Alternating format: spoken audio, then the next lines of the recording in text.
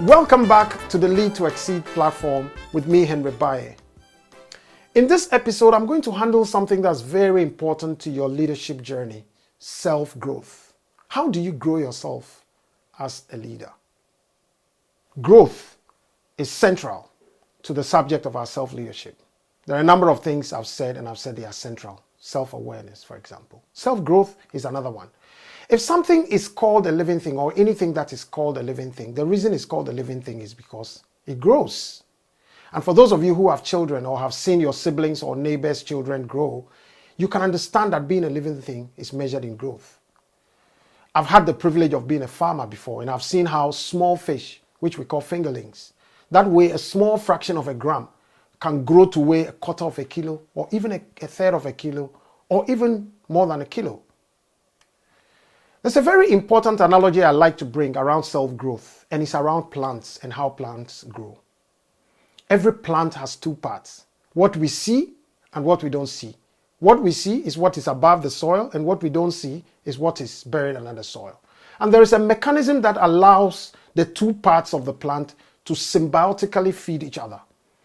In animals, nutrients circulate through the body using the bloodstream, and in plants, there is a network of tissues and fibers called the vascular system that carry out this task.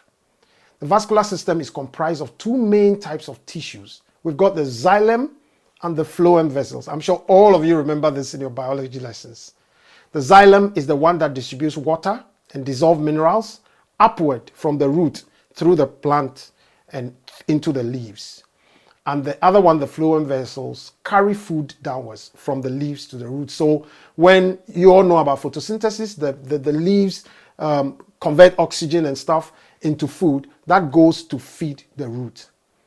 So you have to feed your roots and feed the superstructure. So if you look at this analogy, it's important to understand that growing involves two things: what is not seen, which is in us, which helps us to build qualities like courage and resilience and integrity and passion and conviction and reliability. Most of the things that happen to build that, nobody sees that. These are unseen, and they translate on the outward into how we communicate, how we treat other people. So for example, to build your ability to be resilient and not to crack easily under pressure, it requires a certain grounding in faith or philosophy. It requires constant self-talk.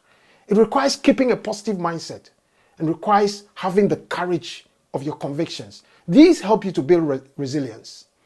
And I've spoken already about the time we've all have been through in the world, and how the need for resilience has become such a big discussion.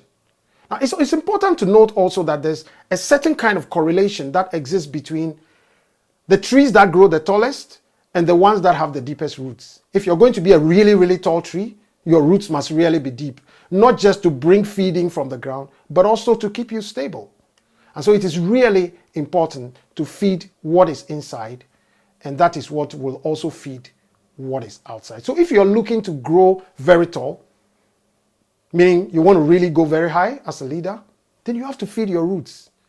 The people who become almost indispensable to organizations are those who deepen their understanding and knowledge of particular areas, and they now get referred to as subject matter experts. And the leaders who make the most impact are the ones who are deeply rooted in the right convictions, and they are also able to provide the right kind of leadership that people want to follow.